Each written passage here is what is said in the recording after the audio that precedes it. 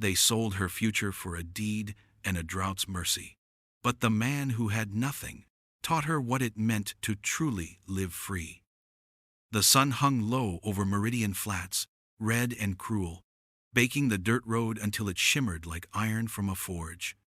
Ella McKenna stood outside the small clapboard house that had never truly been hers, her hands clasped before her skirt, her eyes fixed on the horizon that promised nothing but heat and silence. Her father was speaking to Warren Tate near the water trough, his voice thick with false cheer, the kind men use when they are making a trade they already regret but will never admit. Warren's horse snorted and pawed the ground, restless in the dust, while flies circled their faces without fear. The sound of the handshake carried farther than any word, sharp and final like the crack of a whip. Ella's mother watched from behind the window, one hand pressed to her mouth, her shoulders shaking. Ella did not cry. She had spent all her tears long ago when the crops failed and her brothers left to find work that never came. Inside her chest, there was only a dull space, a hollow quiet that no prayer could fill. Warren Tate turned toward her, his hat shadowing eyes that looked her over the way a man might study a horse he was thinking of buying. He said something polite about her fine manners and steady gaze, words that scraped against her skin like burrs. She nodded once, because that was what was expected. Her father cleared his throat and muttered about the land deed, his voice breaking a little when he spoke of the water rights that would save them. Warren smiled, thin and tight, and said, "She'll be well cared for." Ella knew what that meant. Not safety, not kindness, only ownership. When the papers were signed in the small office behind the general store, the air smelled of ink and sweat. The clerk pretended not to look at her, his hand shaking as he stamped the page. Her father patted her shoulder, saying she was doing the right thing, that family came first, that one day she would thank him. She wanted to ask when a daughter stopped being family, but her throat would not work. Warren offered her his arm as they stepped outside, and the world tilted with the weight of it. Somewhere a bell rang, a mule brayed, and a child laughed, the sounds of life carrying on without mercy. That evening the wind rose, stirring dust across the porch where Ella sat with her mother. The woman's eyes were red, her hands twisting in her lap as she whispered that love was a small thing compared to hunger. Ella listened but said nothing. In the distance she could see Warren's men riding out toward his ranch, their silhouettes dark against the dying light. She thought of the road between here and there, a stretch of land dry enough to swallow dreams whole. When her father called her inside, she stood slowly, her body heavy with the knowing that tomorrow she would belong to someone else. The wind followed Jonas Hale into Meridian Flats, hot and dry and filled with the smell of dust and horses. His horse limped as they crossed the empty street, the sun already sinking behind the ridge where the sky burned the color of rust. He rode slow, not from caution but because he had nowhere worth rushing to. A bedroll was tied behind the saddle, a harmonica in his pocket, and a few silver coins hidden in his boot. His coat was worn at the elbows, his hat low against the glare, and the lines around his eyes told of too many miles and too little peace. When he reached the hitching post outside the saloon, he slid from the saddle and patted the horse's neck, whispering something that made the animal flick its ears as if it understood. Inside, the saloon was dim and stale, with smoke, the piano long silent, the floor sticky from spilled beer. A few cowhands played cards in the corner, and the barkeep, a round man with a weary face, looked up only long enough to grunt a greeting. Jonas asked for water first, then whiskey, and took both to a table near the window where he could see the street. He drank slow, watching the dust drift through the last beam of sunlight. A poster flapped on the wall near the door, offering a reward for a man Jonas once knew, a man long dead. He looked away. The talk around him was careless and loud. Two ranch hands at the next table spoke of a wedding set for Sunday, saying the bride was young and the groom old enough to be her father. They laughed meanly, calling it good business for bad times. Another man added that Warren Tate didn't treat his workers much better than he treated his cattle, and someone else muttered that a girl like that was better off keeping her mouth shut. Jonas kept his eyes on his drink, but the words crawled under his skin. He had seen that kind of bargain before, the kind that left a mark no one could see. When the barkeep came over to collect his cup, Jonas asked if there was any work needing a strong back. The man studied him a moment and said Tate Ranch was always hiring but didn't keep drifters long. Jonas nodded, dropped a coin on the counter, and stepped back into the cooling air. The street was near empty now, the lamps in the windows flickering weakly against the dusk. He looked toward the ridge where the cattle baron's land stretched wide and unforgiving. He could have turned his horse south and been gone by morning, could have left this town to its own misery. But something in the way those men had spoken stayed with him. Maybe it was pity, maybe guilt, maybe nothing at all. Still, when the first star rose above the black line of the hills, Jonas tightened his saddle straps and whispered to his horse, "We'll see what kind of man he is." The morning air was sharp with dust and the smell of hay, the kind that clung to skin and clothes no matter how often you washed. Ella walked toward the livery with a basket of feed in her arms, her steps slow, her face pale from another sleepless night. The mare had broken loose again, frightened by thunder that never came. She found the animal snorting and pawing near the corral, eyes wide and wild, rope tangled around one leg. Ella set down the basket and reached for the halter, murmuring soft words meant to soothe, but the mare reared, nearly striking her shoulder. She stumbled back, her hands shaking, the sting of helplessness rising in her chest. A shadow moved from the barn, tall and quiet. The stranger who had arrived days before stepped forward, his worn hat pulled low, his voice calm as water when he said, "Easy now." The mare froze, ears twitching toward him, and he lifted one hand, slow and steady, until the animal's trembling eased. In a few breaths the rope was untangled, the halter slipped back into place, and the danger passed as if it had never been. Ella stood silent, her heart thudding, not sure whether to thank him or run. "You work here?" he asked, brushing dust from his sleeve. His voice was low, roughened by wind and travel. "I live here," she answered, hearing how small her words sounded. He glanced toward the big house on the hill, the one with white railings and no laughter. His eyes, gray like storm clouds, met hers for just a second.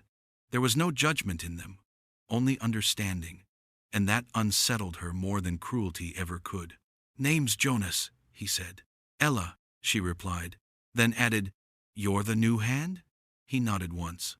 She noticed the scar along his jaw, the quiet strength in the way he stood, and something inside her shifted, the faintest ache of recognition. They worked side by side without speaking, setting feed and checking the fence line. The silence between them was not awkward, only heavy with things that did not need to be said.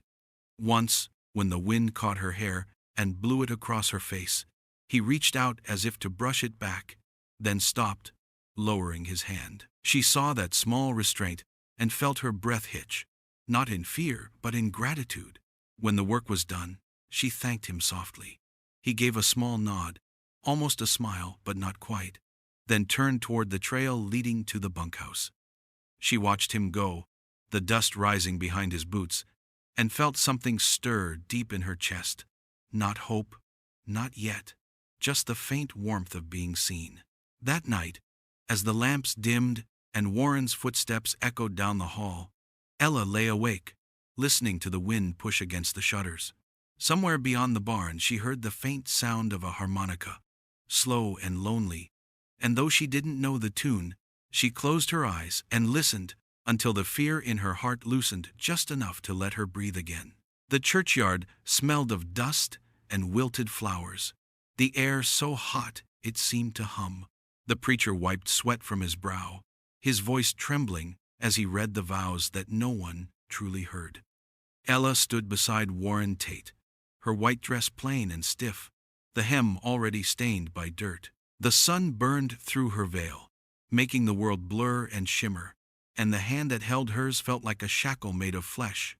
Warren's smile was narrow, sharp as a blade, his thumb pressing into her wrist each time she hesitated. The crowd fanned themselves with scraps of paper, pretending this was joy, pretending they didn't see the girl's hollow eyes or the way her shoulders trembled beneath the lace. Her father stood near the front, his hat in his hands, pride and shame tangled in his face, while her mother wept into a handkerchief that smelled faintly of lavender and grief. When the preacher said, "You may kiss the bride," the wind picked that moment to rise, scattering dust across their faces. Warren's lips brushed hers like the sealing of a deal, and someone in the crowd clapped too loudly to fill the silence that followed. The ring felt heavy, too tight for her finger, the gold burning against her skin. As they walked down the aisle together, she kept her eyes on the ground, counting each step, thinking that if she stopped, maybe the world would stop too. By evening, the house was full of laughter and liquor. Ranch hands cheered from the porch, fiddles scraping out tunes that cracked with age. Ella stood among them like a ghost, her smile practiced and hollow. Warren boasted of his new bride, of the land he'd gained through her family, and slapped backs as if his good fortune were proof of God's favor. Jonas was there among the hired men, his hat low, his expression unreadable. When their eyes met across the lantern light, Ella looked away too quickly, the sound of her own heartbeat drowning the music. As night deepened, the guests drifted home, leaving behind the smell of spilled whiskey and dying firelight.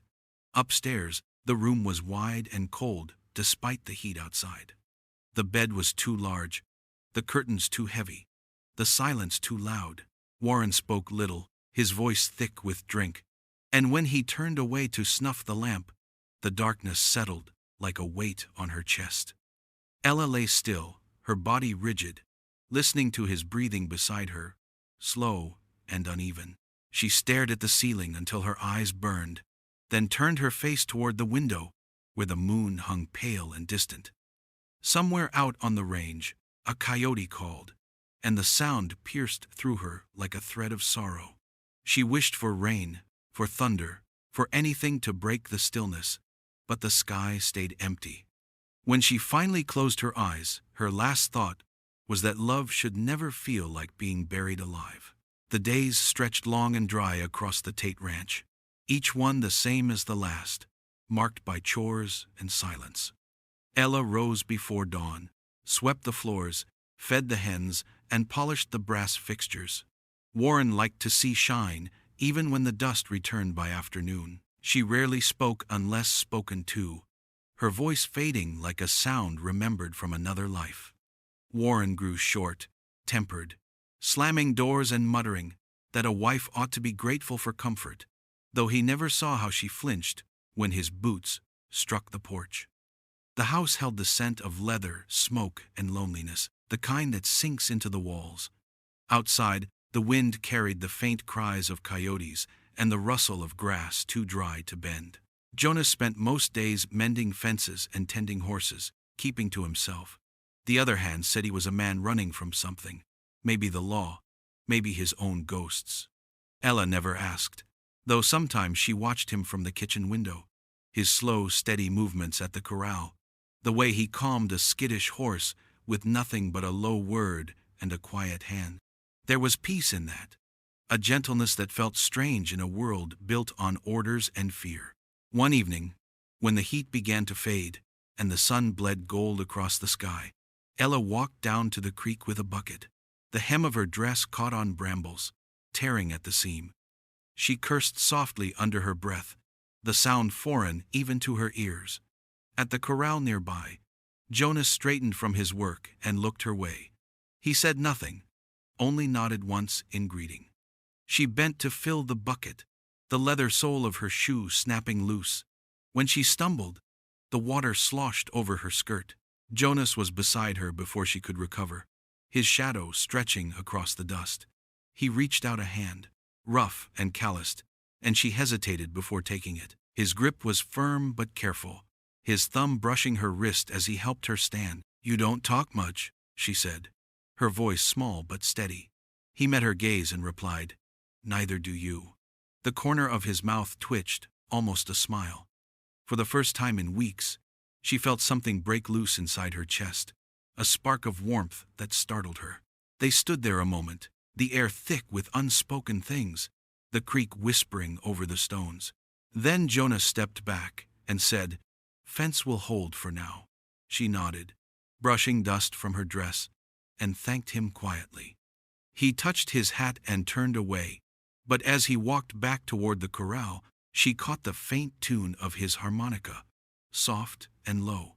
That night, when she lay awake listening to the house creak under the weight of another restless wind, she thought of that sound, gentle and steady, and for the first time since her wedding day, she dreamed of something kind.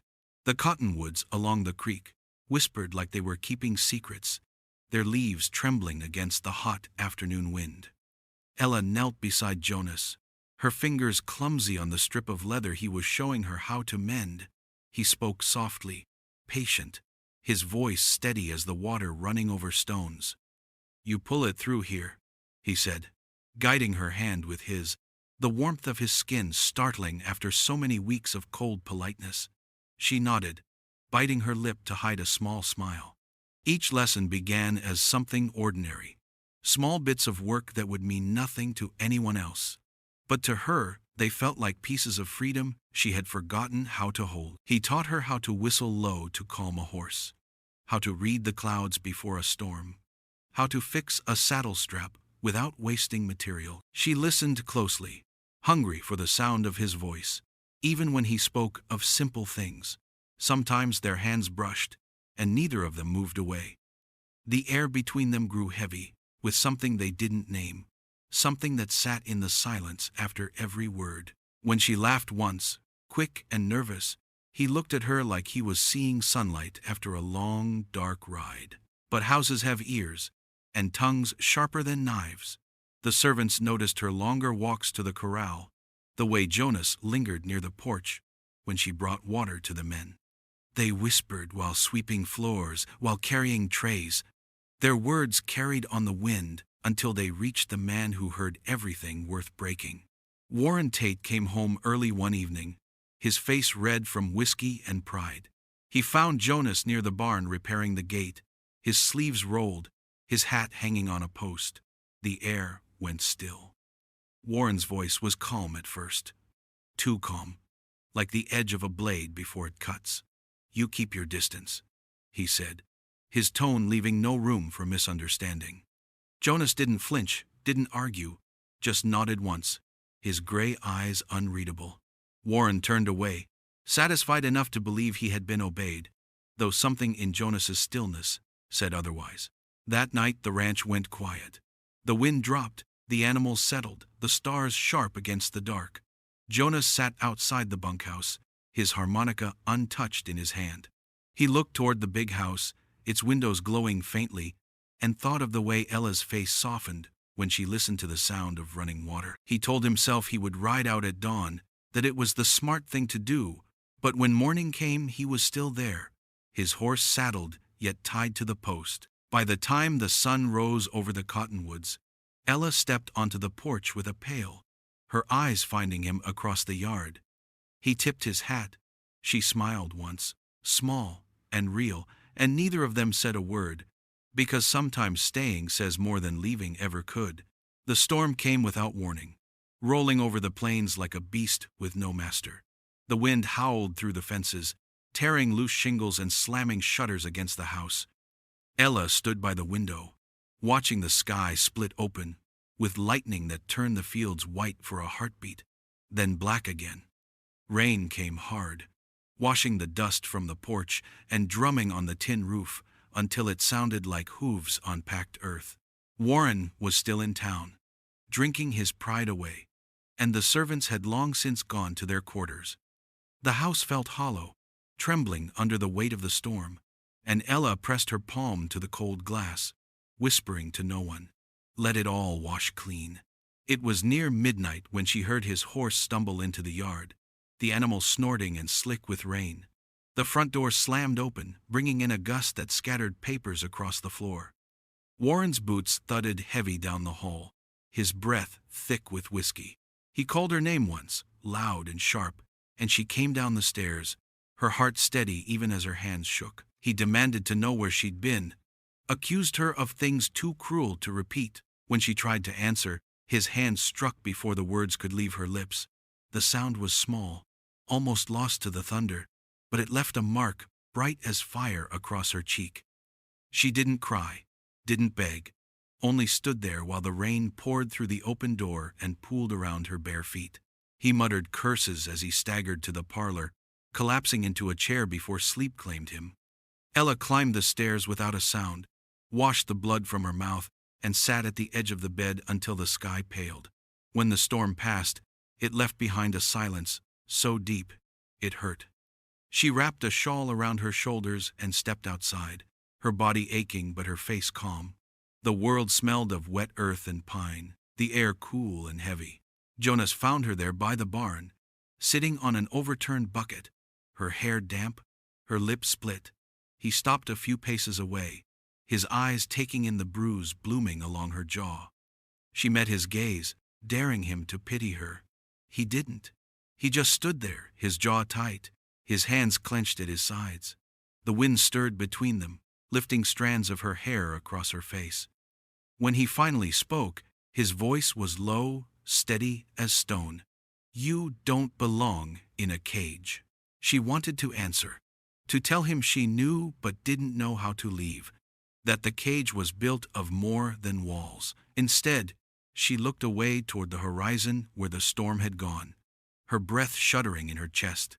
Jonas turned then, walking toward the corral, and though he said nothing more, she knew something in both of them had changed forever. The moon rose slow over the plains, pale and sharp against the dark sky, cutting through the clouds like the edge of a knife. Ella moved through the shadows of the barn, her breath quick, her heart pounding in her ears. Warren was asleep, sprawled across the bed, a bottle still clutched in his hand. She didn't look at him as she slipped her shawl from the chair, didn't stop to think, didn't dare. The house smelled of whiskey and anger, and she knew if she stayed till morning, she would never find the courage again. Outside, the air was cool and damp, the ground soft from the storm that had passed. The horses stirred when she entered the stable. One nickered softly, as if asking where she was going. She saddled the bay mare by touch, her fingers sure despite the shaking in her limbs. And when she mounted, she did not look back. The road to the ridge wound through black stretches of mesquite and tall grass glistening with dew. The moon guided her, a cold silver lantern above the world. She rode hard at first, trying to outrun the voice in her head that said she had nowhere to go, that all roads led to the same cage. But when the lights of the ranch disappeared behind her, something loosened in her chest, a small breath she hadn't known she'd been holding for years. The wind caught her hair, the night wide and alive around her, and for the first time, she felt what freedom might taste like. Jonas's campfire came into view near the ridge, its glow faint but steady. He looked up when her horse approached, his hand resting on his revolver until he saw her face. The surprise in his eyes turned quickly to quiet understanding. She swung down from the saddle, landing clumsily, her skirts heavy with dust. For a long moment they just stared at each other, the fire between them cracking softly. "You shouldn't be here," he said finally.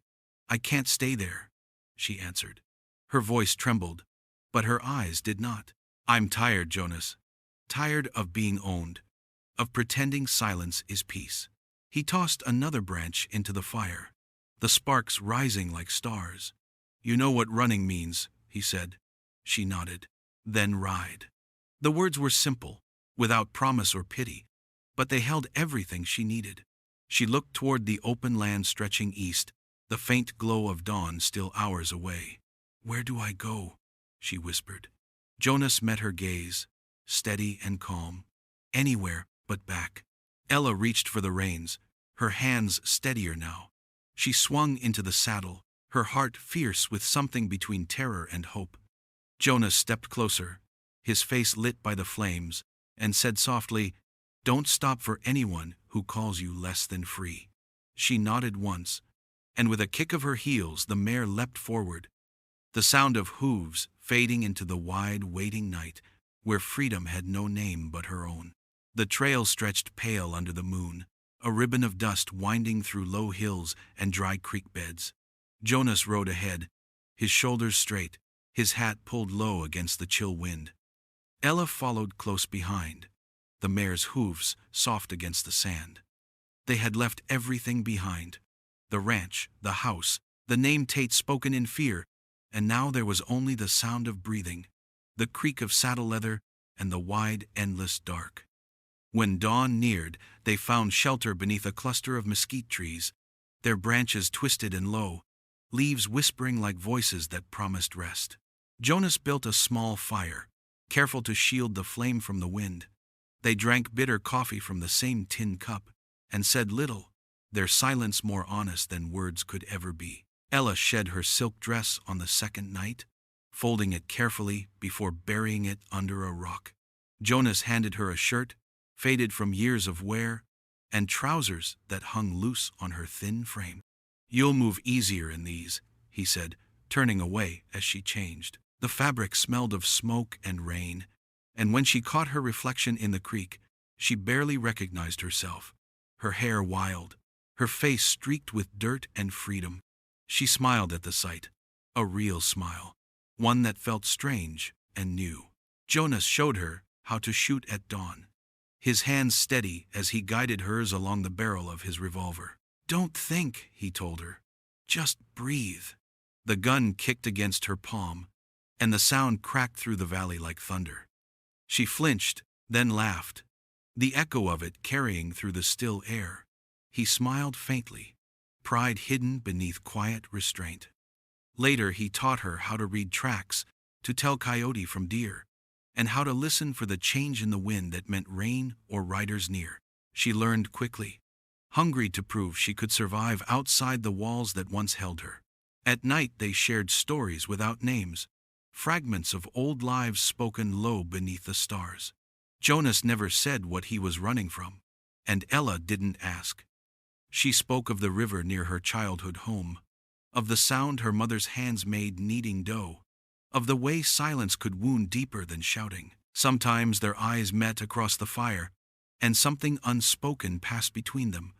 Not desire, not yet, but trust built slowly from the ashes of fear. Each dawn she felt lighter, her guilt trailing behind her like dust caught in sunlight. Still, when she thought of Warren's rage, of her father's disappointed eyes, her chest tightened. Freedom had a cost, and she paid it with every mile. Yet as the sun rose and painted the hills gold, she looked at Jonas leading his tired horse, and knew she would not turn back.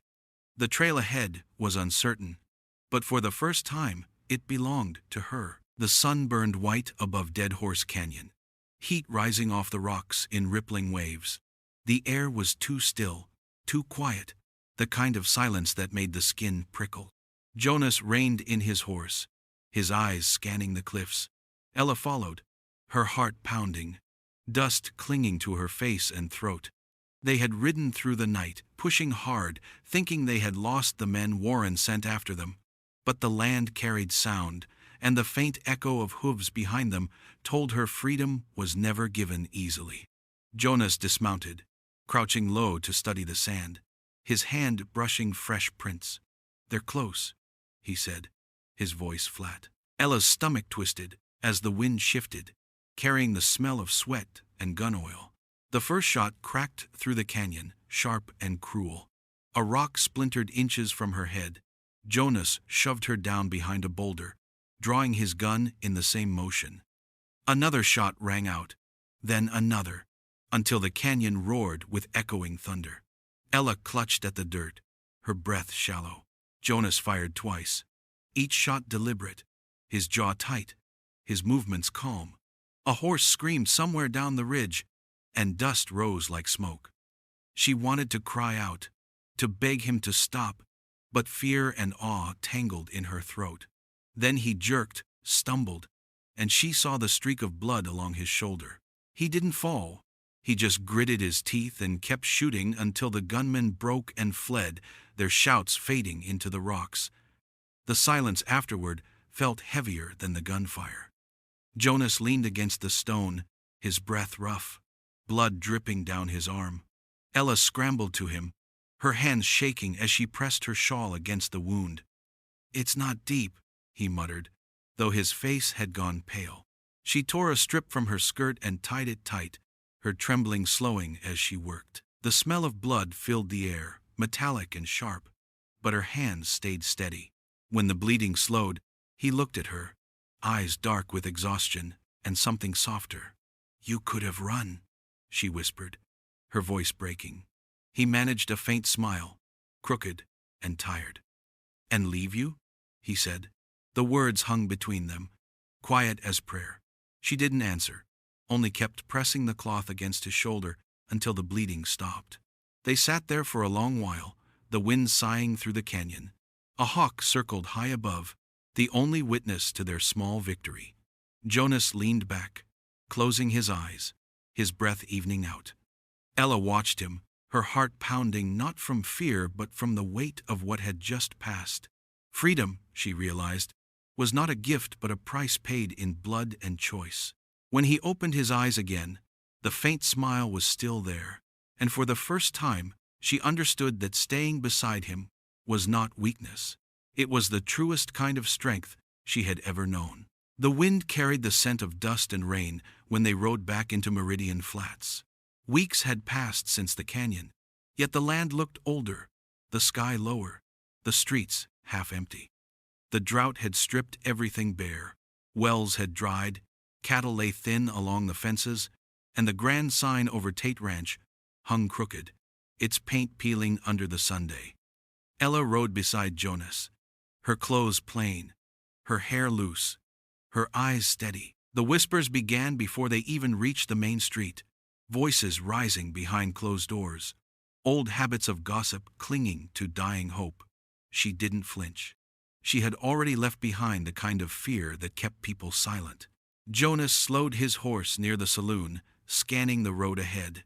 Warren Tate stood by the trough outside the old office, a man unrecognizable from the one who once ruled this town. His coat hung loose, his boots dusty, his eyes bloodshot from too many nights drinking. Behind him the ranch hands watched, but didn't move to interfere. They had seen their master crumble, piece by piece, until only pride kept him upright. When he spotted Ella, something flickered across his face, rage twisted with disbelief. He took a step forward, his hand hovering near his belt, where a revolver gleamed faintly. "You think you can shame me?" he said, his voice rough, his words slurred by drink. Ella didn't answer, but Jonas dismounted slowly, his movements calm and deliberate. The sound of his boots on the dirt carried farther than any threat. "You can keep your land," Jonas said, his tone quiet but firm. "She's not yours." Warren's jaw clenched, the color rising in his neck. "She's my wife," he hissed, the word cracked and hollow. "Not anymore," Jonas replied. The moment stretched thin as wire. Then Warren reached for his gun. The draw was clumsy, his hand trembling, his rage blinding him. Jonas didn't move at first, almost giving him the chance to stop, but the barrel came up, and instinct answered faster than thought. The crack of the shot echoed across the empty street, sharp and final. Warren staggered backward, his gun falling from his grip, the light already fading from his eyes. He sank to his knees, one hand clutching the wound blooming red across his chest. The other groped weakly in the dust until his wedding ring slipped free, catching the sunlight before landing dull beside him. The onlookers stayed silent. No one stepped forward. The only sound was the wind pushing through the dry grass. Jonas stood still, breathing hard, then holstered his gun. Ella dismounted and knelt beside the fallen man, her face calm, her eyes dry. "It didn't have to end this way," she said softly, though she knew it always would have. When she rose, she turned to Jonas, and together they walked back to their horses. As they rode away, the town didn't cheer, didn't curse, just watched as the dust swallowed two people who had finally chosen to live free. The spring ran clear through the valley beyond the ridge, its water cold and sweet against the dry taste of the wind. Ella and Jonas found it by accident, following deer tracks through tall grass until the sound of running water reached them. The land there was quiet, untouched, a place no one had claimed because it looked too small to matter. To them, it was enough. They built a cabin from scrap lumber and fallen pine, the walls crooked at first, the roof patched with canvas until they could find better boards. Each nail driven into the wood felt like a promise. Each fire kindled like a beginning they had once believed impossible. They planted corn in the soft soil near the stream, and wildflowers took root between the rows, bright against the hard earth. Days passed slow and full. Jonas hunted in the hills, brought back rabbit or trout from the creek, while Ella mended clothes and learned the rhythm of quiet work. When evening came, they sat outside and watched the sky turn gold, their shoulders touching but words unneeded. The silence that once felt heavy now settled gentle between them, a kind of peace neither had known before. The nights were cool, filled with the sounds of crickets and faraway coyotes, and sometimes she woke to the smell of coffee already brewing, the glow of firelight painting the walls. She would lie still then, watching him move, his back to her, the scar on his shoulder catching the light. It reminded her of everything they had survived, of what freedom had cost and given back. One morning she asked, her voice soft, "Do you ever wish you'd had more?" He turned, his eyes steady, the lines at their corners deepened by years of dust and laughter. "I've got everything I need," he said. She looked around the small room, the cracked window, the shelf of jars filled with dried herbs and beans, and felt the truth of it settle in her chest. Seasons turned. The corn rose tall, then bent beneath the wind, and they stored what they could, shared the rest with travelers who passed through. Some brought news from Meridian Flats, how the Tate lands had gone dry, how no one spoke the old names anymore. Once, a rider stopped and said folks still whispered about the woman who ran away and the drifter who followed her, but they told it like a legend now, softened by distance and time. Ella smiled at that, knowing stories had their own kind of mercy. On the first night of winter, snow fell thin and silent across the clearing. Jonas stacked wood near the hearth, his hands steady, his face calm. She touched his arm and said, "We built this from nothing." He looked at her, the firelight flickering between them, and answered, "That's how all good things start." Outside, the snow kept falling, soft as forgiveness, and inside, they stayed awake until dawn, listening to the world grow quiet and whole again. If this story left its mark on you, subscribe, like, and saddle up for more videos.